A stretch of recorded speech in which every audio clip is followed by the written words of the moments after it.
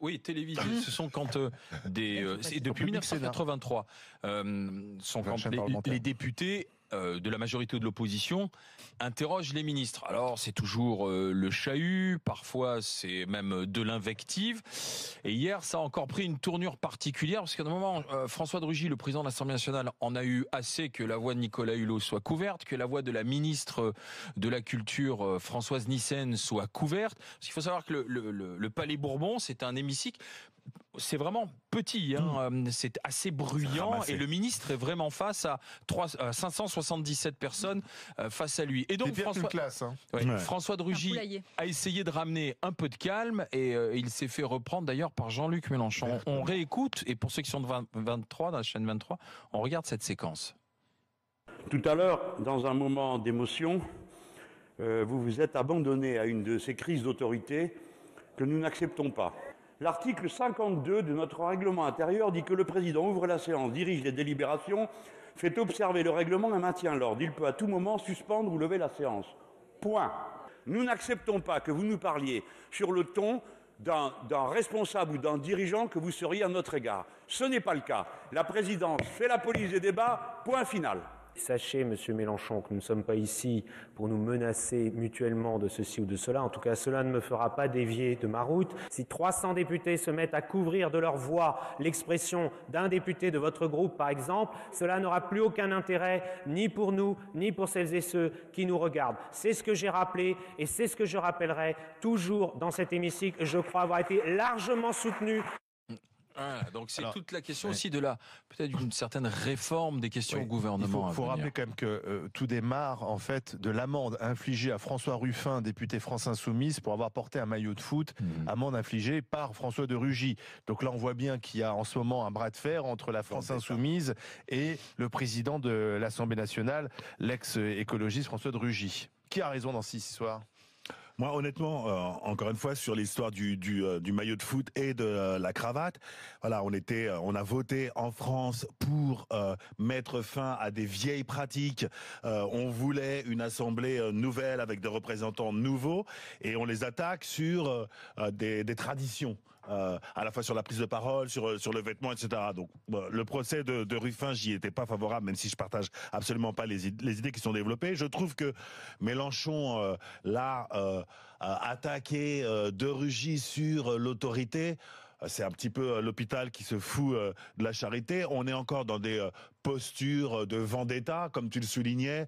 Ruffin a pris un PV, donc on va attaquer de Rugy. C'est pas très digne. Je pense que la réforme qui nous sauverait ou nous épargnerait ce spectacle affligeant, c'est déjà de ne plus téléviser les séances du mercredi. Pourquoi ? Parce qu'on se rend compte que ce boxon-là arrive quand les caméras sont là.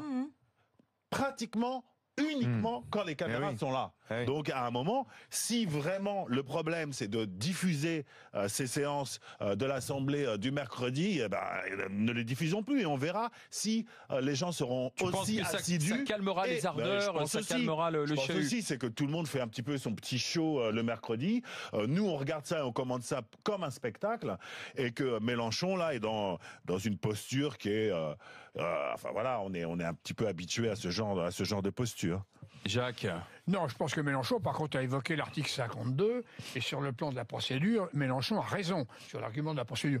Mais ce que je comprends pas, il devrait régler ça. Il y a des réunions, je crois, toutes les semaines, des présidents de groupe, et finalement, le fonctionnement de l'Assemblée nationale, c'est autour du président du Rugy, avec l'ensemble des groupes, aussi bien de la majorité que de l'opposition, pour pouvoir améliorer, je dirais, le fonctionnement démocratique de l'Assemblée nationale. Et à mon avis, je pense qu'au contraire, il faut maintenir... Est-ce qu'on a besoin de ces questions au gouvernement d'ailleurs ? Est-ce que ça sert à quelque chose, les questions au gouvernement ? Est-ce que ça a une finalité politique ? Parce que c'est très préparé. Finalement, chaque ministre reçoit la question du député le matin, il a préparé la réponse, qui est assez convenue en général. Est-ce que c'est un vrai fond politique ? C'est institutionnalisé depuis longtemps. Moi, ça me dérange pas. Mais tu as entièrement raison, David. Le fait qu'il y ait les caméras, ça amplifie la cour de récré. Écoutez, on parle du vivre ensemble. La majorité de ces personnes me font honte. Comment elles se conduisent ? On met des enfants devant la télé à ce moment-là, mais ils vont vous dire, mais attendez, qu'est-ce qu'ils racontent ? On n'entend rien, on ne comprend pas. c'est pas parce qu'on vocifère, c'est pas parce qu'on est hystérique qu'on a le dernier mot et qu'on a surtout la vérité vraie. C'est complètement faux. C'est un manque d'arguments, ce genre de choses. Et Mélenchon, en l'occurrence, avec toute sa bande, écoutez, ce sont des théâtreux.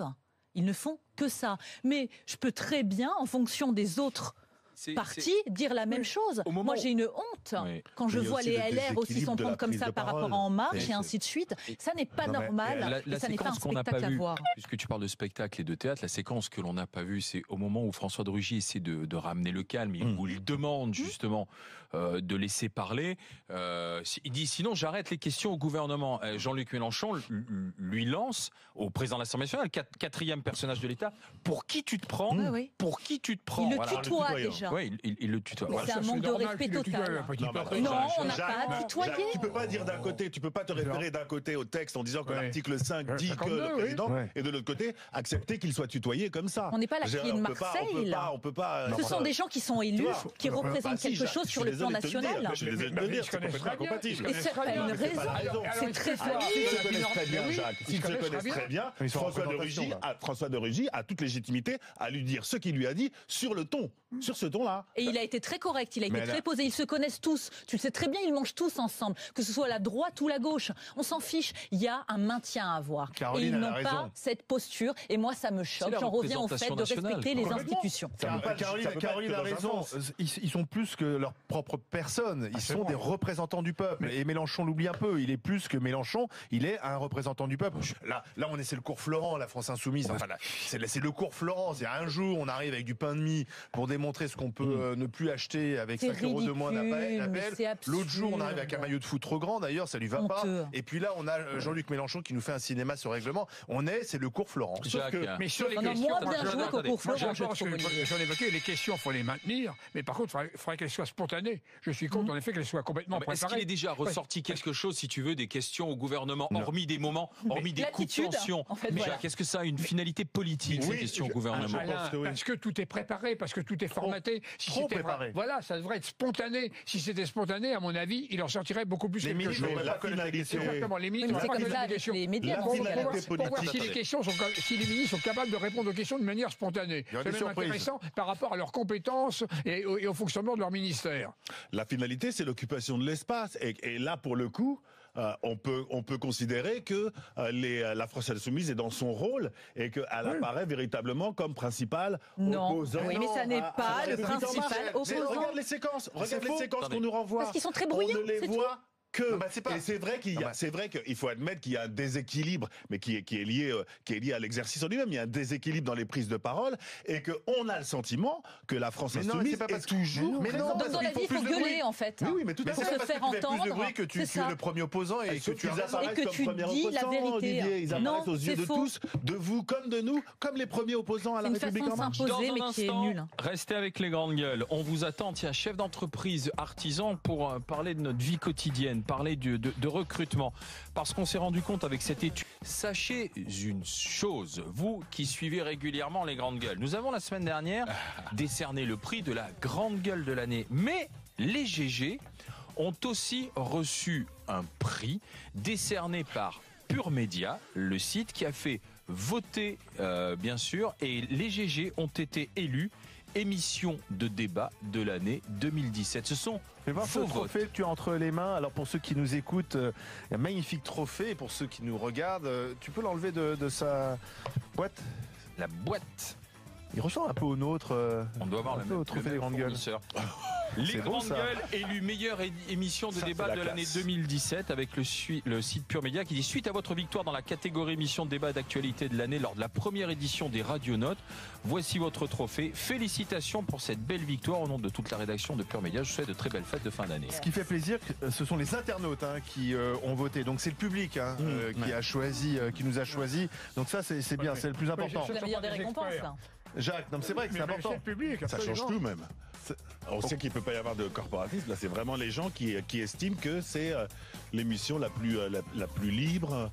Ils aiment bien cette représentativité de la société civile, etc. Je trouve, non, c'est plutôt, on dit à quoi être fier. C'est une belle récompense. Comment on va faire pour se partager le trophée? Alors, un petit bout chacun? Non, Une une semaine sur chacun. l'autre. Voilà. Et c'est pas mal ça. Chaque Garde semaine, alternée. chaque C'est ça. semaine, du Garde trophée. alternée. Un GG le C'est prend et l'enfant fait une de petite chacun. photo avec. Voilà, et c'est Caroline qui va commencer. Elle va mettre ça sur sa cheminée Voilà. pendant une semaine. Je n'en ai ensuite, pas. ensuite Merci David. de le proposer. Dans sa demeure. Dans sa demeure. Tu l'as pas Ensuite cheminée. David, Demeure boulonnaise. tu mets ça aussi. Tu fais un petit Voilà, numéro voilà, avec. Tout à fait, ouais, voilà. Jacques, tu mets ça. Catherine va Ah, trouver mais une place. Dans ton je mettrai jet ça en privé. évidence, vraiment, mais-